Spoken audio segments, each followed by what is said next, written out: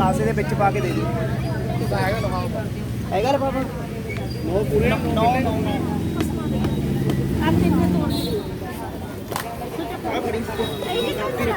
कर ले शुरू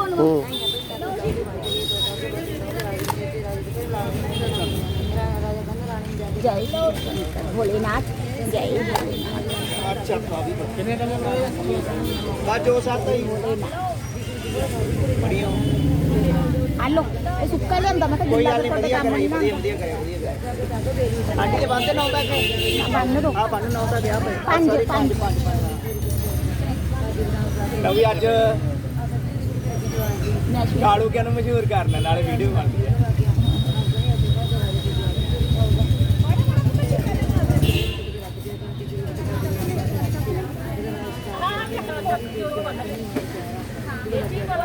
महादेव जी के डोरे भाद्रपद मास में शुक्ल पक्ष की जो भी सोमवार आता है, यानी कि हमारे पंजाब में चानन पक्ष बोलते हैं, उसमें जो भी सोमवार आता है उसको शिव पार्वती जी के नाम के डोरे बांधे जाते हैं।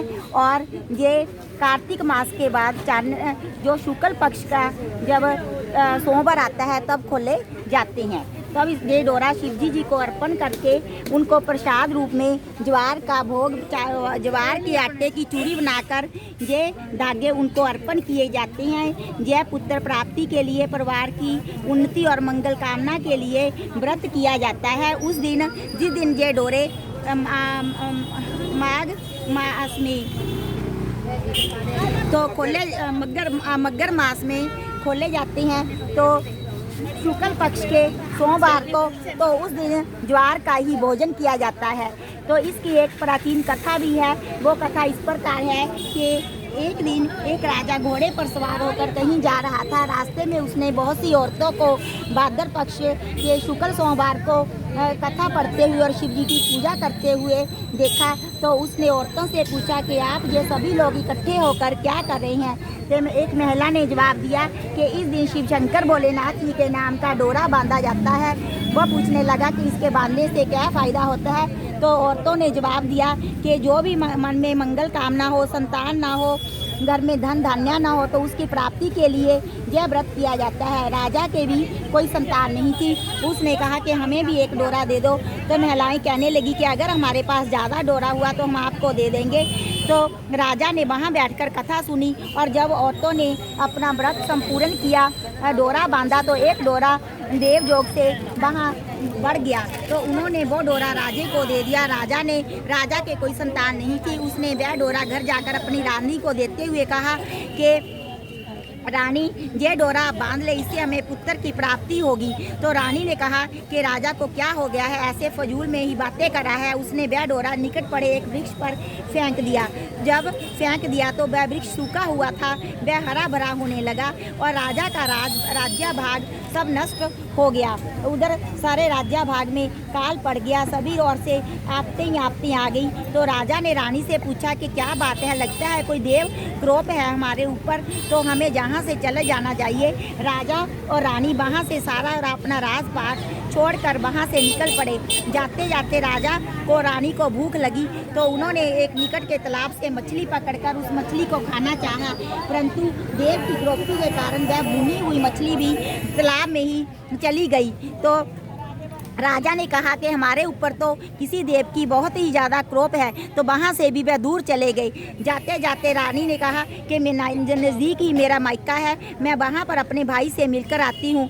तो जब वह अपने भाई भाभी के पास ये समाचार सुनाने के लिए गए कि मैं जहाँ से आ रही हूँ मेरे को आप मिल लें, तो रानी की भाभी उसके लिए आरती का साल सजा कर लाई, परंतु जैसे ही उसने आरती करनी शुरू की तो उसमें कीड़े पड़ गए और दीप ज्योति साथ ही साथ बुझ गई। तो वो वहीं पर ही थाल को उसने दबा दिया और वहाँ से चले गए। तो रानी समझ गई कि हमारे ऊपर तो बहुत ही बड़ी विपत्ति आ गई है। वे वहाँ से भी चले गए। जाते जाते जब जंगल में से गुजर रहे थे तो वहाँ पर जोर से आंधी आई। राजा और रानी दोनों ही आपस में से जुदा हो गए।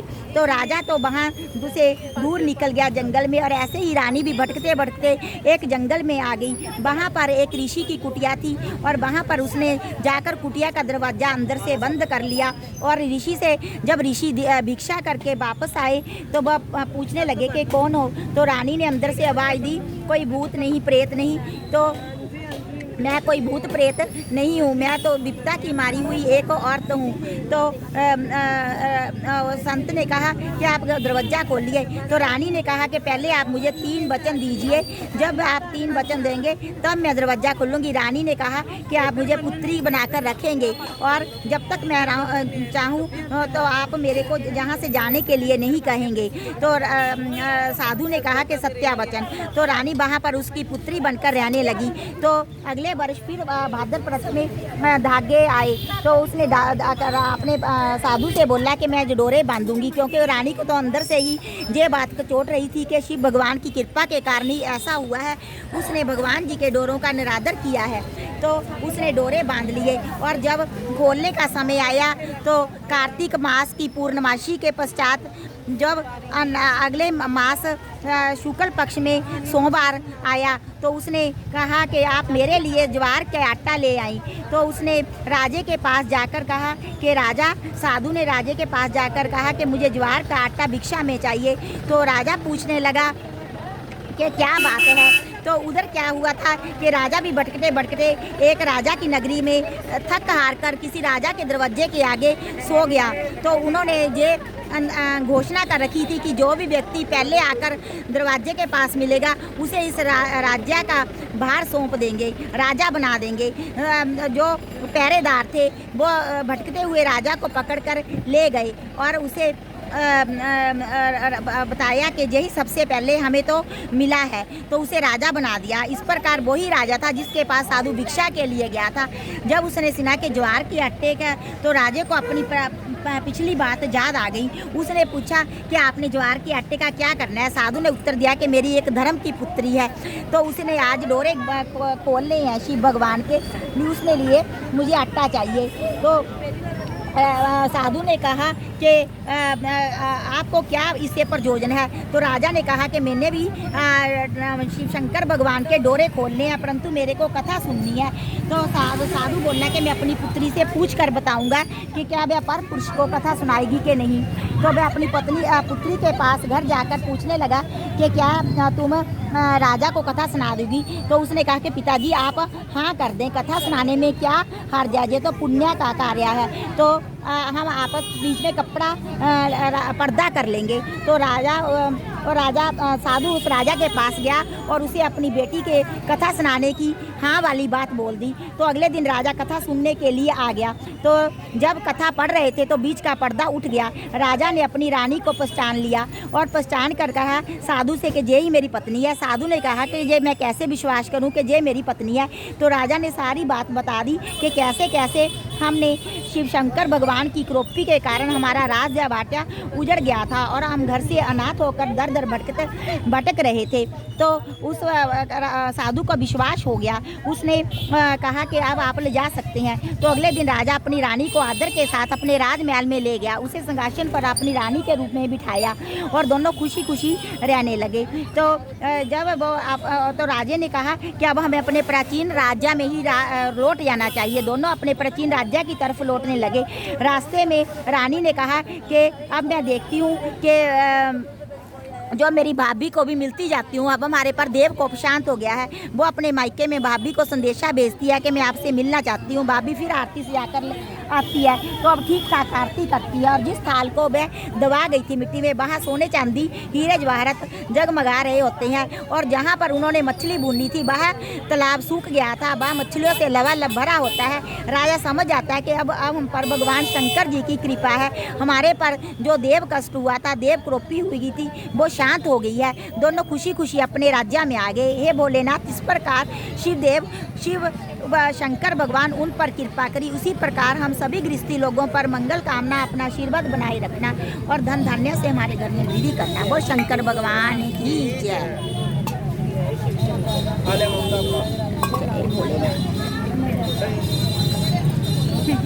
आप राम राम ही कर दो जी, मैं इतनी ग्रेट है नहीं आई सी मेरी है ना। चल कोई नहीं, हाँ बस आप जिस दिन धागे खोल लांगे चने भी पा लांगे आ चने दी चने आ तो ਤੁਸੀਂ ਲੈ ਲਓ ਮੇਰੀ ਭੈਣ ਉਹ ਪਾ ਦੇ ਕੁੜੀ ਨੂੰ ਇਹਨੂੰ ਆ ਕਹਿੰਦੀ ਪਾ ਤੁਸੀਂ ਲੈਣਾ ਆ ਚਨੇ ਲੈ ਲਓ ਮੇਰੀ ਭੈਣ ਨੂੰ ਦੇਣਾ ਕੋਈ ਨਹੀਂ ਚੰਨੇ ਦੇ ਦੋ जरूर देखियो अच्छा कमेंट करियो मेरे कैसा लगे ਤੁਹਾਨੂੰ ਚੈਨਲ अच्छा हाँ जी फीडबैक मिलदी है हाँ फीडबैक मिलदी अगे भी शेयर कर लेगा ग्रुप ਮਾੜਾ ਜਿਹਾ ਕੋਈ ਪੇਪਰ ਹੈਗਾ ਬੀ ਬੁਲੇਟਿਨ ਨੂੰ एक तीन चार दाने ना आए करने तो चार ले लो चार पांच ले लो दो तो निगल लियो साबत ਉੱਥੇ ਹੀ ਚੱਕ ਲਓ दो तो निगल लेने होंगे पानी नाल ਆ ਜਿੰਨੇ ਆ हाँ चंगे होंगे है बाकी बस जिद्द आप धागे खोलांगे दो ਜਾ ਕੇ ਨਿਕਲ हाँ साबत घर जाके निकल जाने ਅਸੀਂ भी ਆ ਦਾਣੇ ਕੱਢ ਲਓ ਸਾਬਤ ਕਿਵੇਂ ਆ ਦਾਣੇ ਕੱਟ ਫਟਾਫਟ बस साबत पानी ना निकाल लेंगे पानी ना निकाल ਸਪਨੇ ਨਹੀਂ ਹੈ ਐ ਕਹਿੰਦੇ ਹੁੰਦੇ ਆ ਬੇਰੀਏ ਬੇਰੀਏ ਤੇ ਪੱਤਿਆਂ ਦੀ ਛਾਂ ਭਗਵਾਨ ਸਾਨੂੰ ਪੁੱਤਰਾਂ ਦੀ ਛਾਂ